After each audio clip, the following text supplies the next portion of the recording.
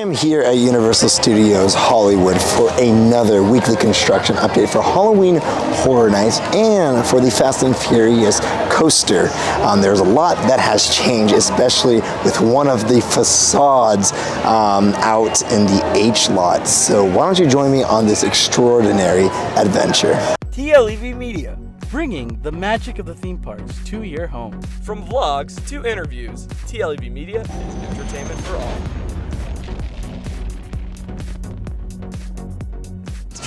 All right, we have stopped by Parisian Square, and as you guys can see, there is something finally up there. A facade is forming, ladies and gentlemen, and it's a wide one. This is just the beginning part, the skeleton aspect of the facade, but it's just so nice to finally see. It seems to be a same width of our Monstros last year, and Monstros did start this way, kind of just like wide, and that's where we went from there afterwards. That's when they started adding the detailing. So what we see, the shape right now is not the final shape. There's going to be more added to it. This is not the final one. I would assume that there will be that detail that is going to change the facade shape. Now, I know that Orlando just announced kind of that Monstros is going to be coming to their park. They had that South America map, and that was kind of what represented Monstros for them. And we also kind of have that on our speculation map for HN Nightmares. So I'm really hoping that it's not going to be Monstros again for us. Redoing it 2 years in a row. It was a fun maze, don't get me wrong. I did enjoy that maze, but to get it back-to-back years, it will give me a lot of Scary Farm vibes and Six Flags Fright Fest vibes if we get back-to-back. Because of how fast that they are working, I would assume that some flat boards will be brought in just a week or even 2 weeks maybe. But by the speed that they're going right now with all the facades, I would say in a week's time we will see a flat board on top, and then after that detailing will be coming in. So a huge reason why people are speculating that this facade right here is like the final facade that they start building is because once it's completely done or close to it, we're gonna be able to guess what the facade is. And so that's a speculation, and I mean, I wouldn't be surprised if that is the situation, but we got a facade. Heck yeah. So we got some new merch, guys. We got the brand new fish hat. This thing looks awesome. And then you just press the buttons and there we go. Heck yeah, that is so cool. I love that. That's brand new, huh? I'm pretty sure that's new. I haven't seen it. I've never seen it. Oh yeah, that is really awesome. For a good $40, but it's a lot of fun. Kind of worth it. I love it. And then we also have the Boo one right here that I also think it's new. It's like a reversible hat, like beret. I would think it's like a beret. If you want to put the beret on. Yeah, I'm a little confused with how I think it's supposed to be a beret. Yeah, but well, yeah, I mean, there we go. Yeah, kinda. I would think so. like Now he's backwards on your head. this? Yeah, probably. That would make sense. Yeah, it's like a beret. Yeah, Or perfect. maybe You're so French now. oui. There, yeah. Now you're like you're ready to do some jazz. But what's the inside part of it? Oh man. Oh. Bashful. It's bashful Boo. Scared Boo. Where's his face? I think like that. What? Yeah? Oh, it is bashful. Yeah, that is bashful Boo. So that's not the scared version. Oh yeah, is it? That's when Luigi puts his light on them and they kind of cover their face like that. Yeah. Still pretty cool. Reversible hat, that's what they call it, for $30. So that's not too bad, actually. I like these. I like these new additions. I mean, the Yoshi one has been here for a little bit, but these are some really cool ones. So if you want either the reversible Boo hat or the fish one, I don't even know what you call these as a hat, but some kind of like the ones to inflate the wings, come and grab them here at the Nintendo store. And we have stopped by the Mummy Q maze.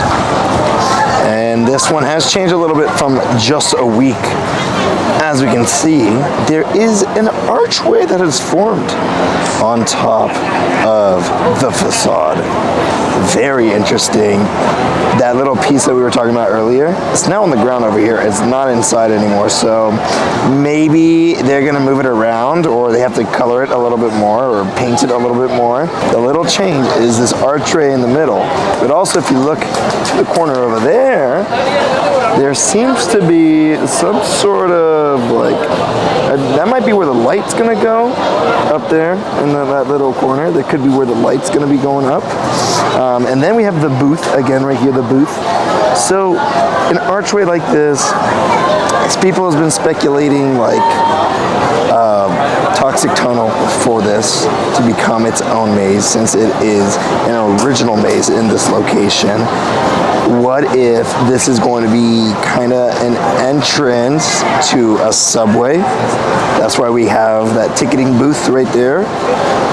Maybe an entrance to some kind of tunnel, just to stick with that toxic tunnel entrance there. And then the booth, maybe there's some kind of party going on in there, you know, that's like we're invited to this toxic tunnel party.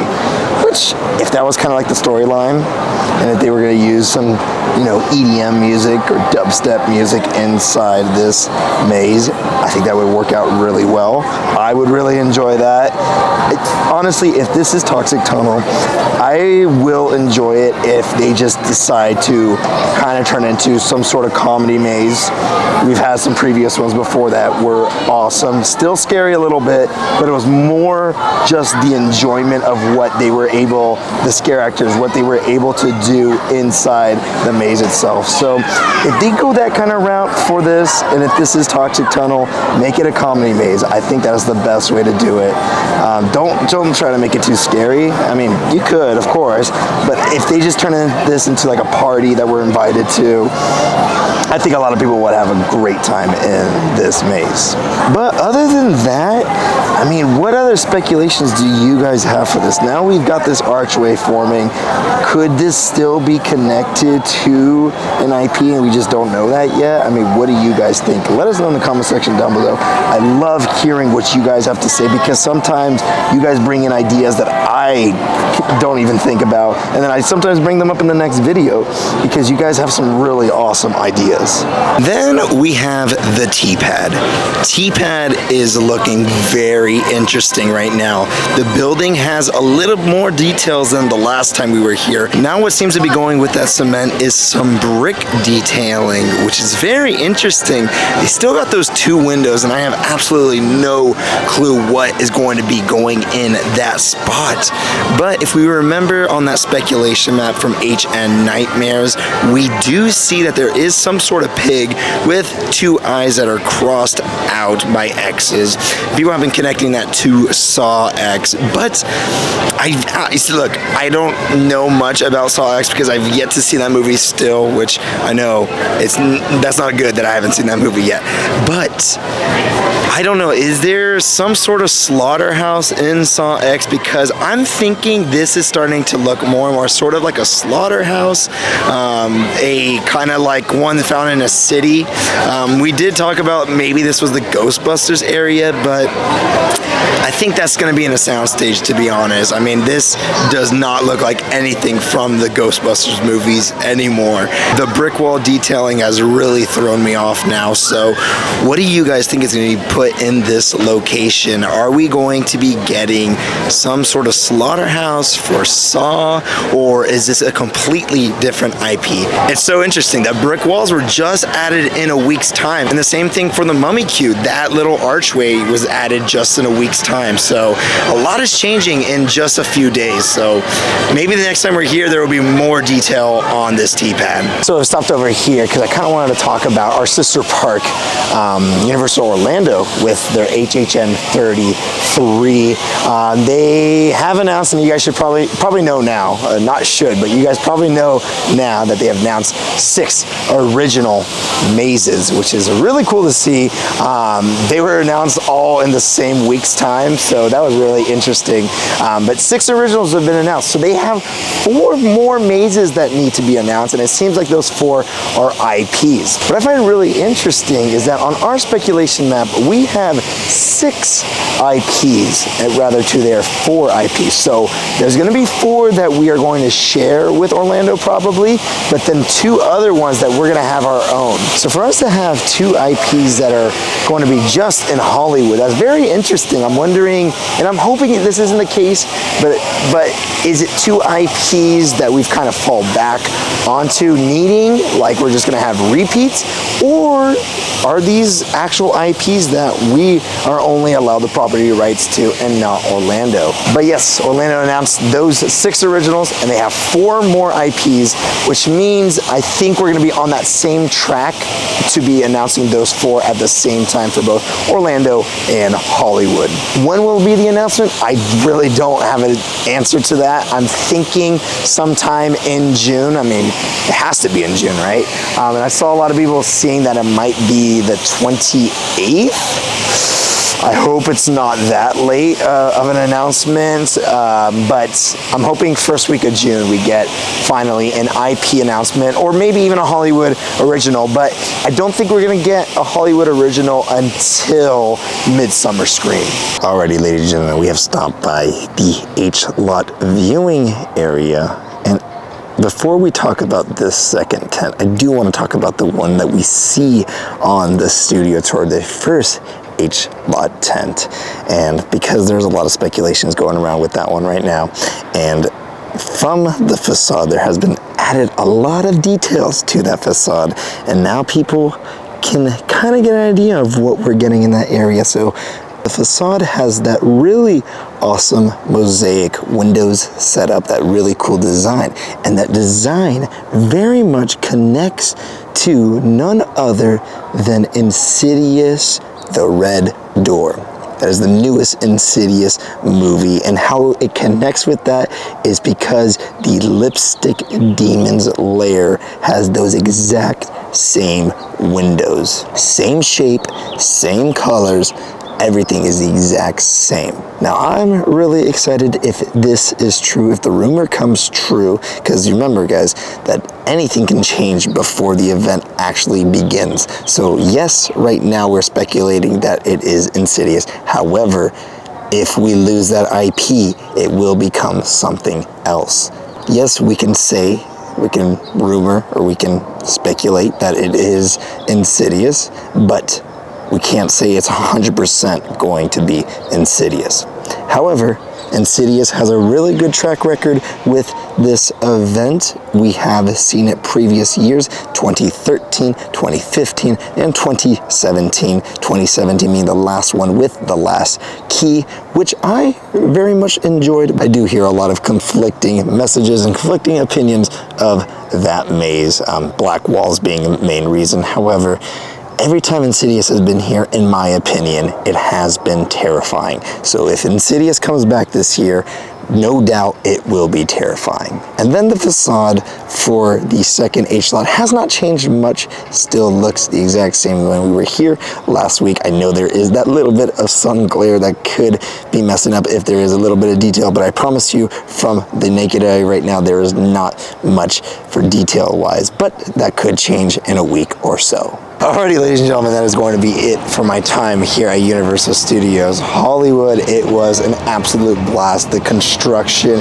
is pretty nuts right now for mainly Halloween Horror Nights.